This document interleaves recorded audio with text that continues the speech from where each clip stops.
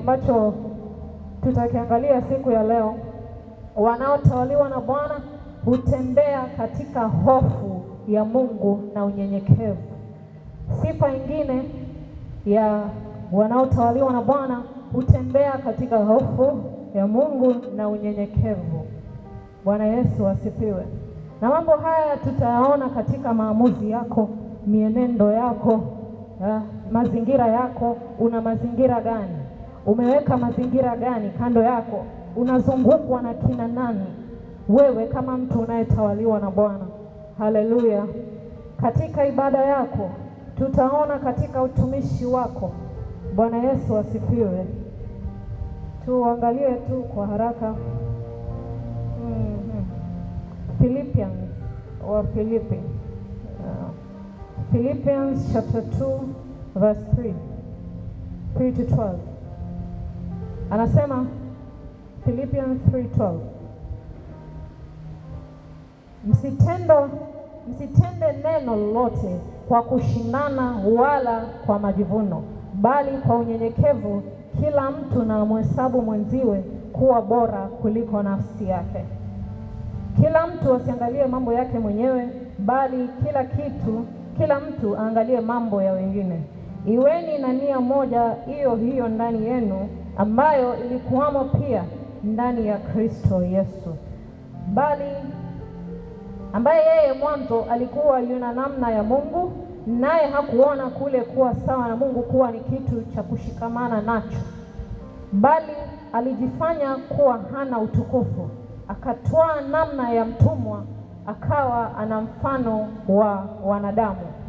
Bwana Yesu asifiwe.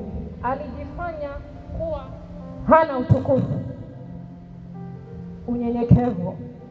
Bwana Yesu asifiwe. Wanaotawaliwa na Bwana hutembea katika hofu yake na unyenyekevu mwingi. Anasema usijione bora kuliko mwenzako. Bwana Yesu asifiwe. Mambo kama haya, aliyejawa na hofu ya Mungu, mtu mnyenyekevu, huvutia utawala wa Bwana, huvutia uwepo wa Mungu. Bwana Yesu asifiwe. Haleluya, haleluya. Tunaweza pia tukaangalia Isaiah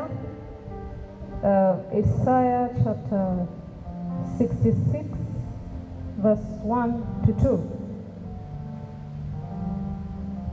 Bwana asema hivi: mbingu ni kiti changu cha enzi, na dunia ni mahali pa kuweka miguu yangu. Mtanijengea nyumba ya namna gani? Na mahali pangu pa kupumzikia ni mahali gani? Maana mkono wangu ndio uliofanya hivi vyote, vitu hivi vyote vikapata kutokea, asema Bwana. Lakini mtu huyu ndiye nitakayemwangalia, mtu aliye mnyonge, mwenye roho iliyopondeka, atetemekaye asikiapo neno langu. Haleluya. Anasema mtu huyu ndiye nitakayemwangalia, mtu aliye mnyonge, mwenye roho iliyopondeka, atetemekaye asikiapo neno langu. Bwana Yesu asifiwe. Tunazidi kusema wanaotawaliwa na Bwana lazima watembee katika unyenyekevu. Bwana Yesu asifiwe. Yesu akatoa mfano fulani pale. Akasema watu wawili walienda hekaluni. Watu wawili walipanda kwenda hekaluni. Kuna mtoza ushuru na mfarisayo. Walienda kufanya kitu kimoja. Walienda kusali wote. Na walienda hekaluni. Yaani wote walipatikana hekaluni. Na wote walienda kusali.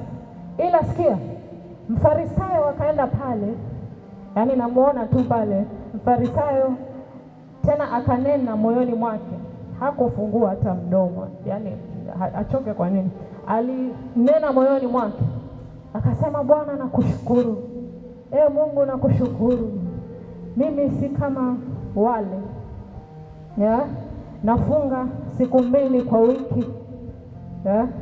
Natoa zaka kila mwezi. Nafanya hivi. Akapiga hesabu zake pale. Sio kama yule mtoza ushuru.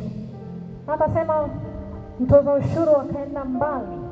Yaani naona kabisa hapo yakaribia yale madhabahu, aliona hastahili, aliona hafai.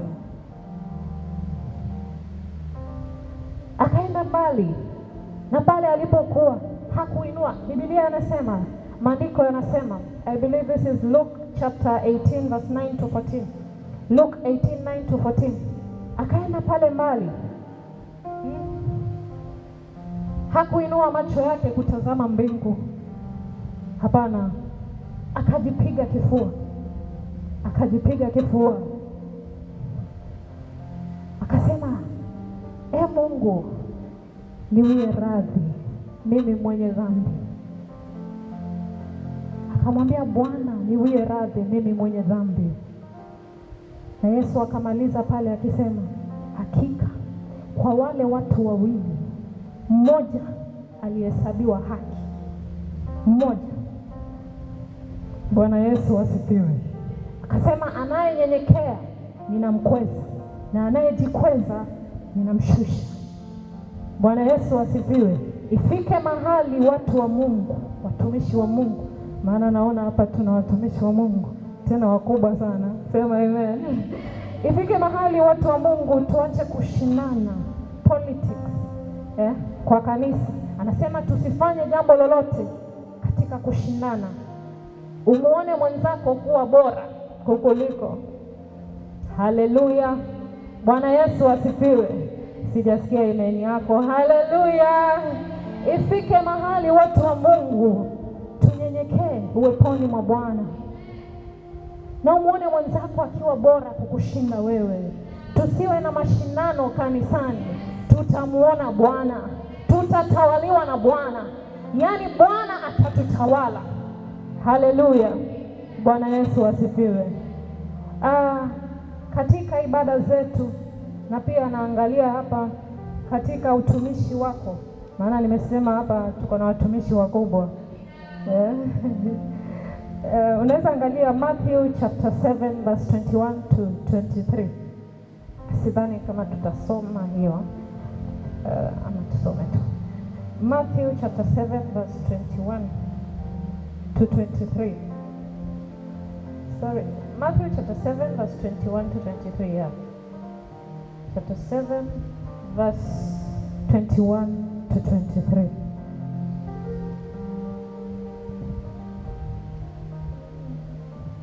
Haleluya. Akasema, si kila mtu asemaye Bwana Bwana atakayeingia katika ufalme wa mbinguni. Bwana Yesu asifiwe. Si kila mtu asemaye Bwana Bwana ataingia katika ufalme wa mbinguni. Mpendwa, itakuwa hasara sana kama tutapatikana katika nyumba ya Bwana kila siku, pengine kila wiki unang'ang'ana. Utasimama hapa kama mimi leo, uimbe, uhubiri. Nasema si kila mtu asemaye Bwana Bwana atauona ufalme wa mbinguni, bali yeye afanyaye mapenzi ya Mungu. Haleluya. Anasema wengi watasema Bwana, siku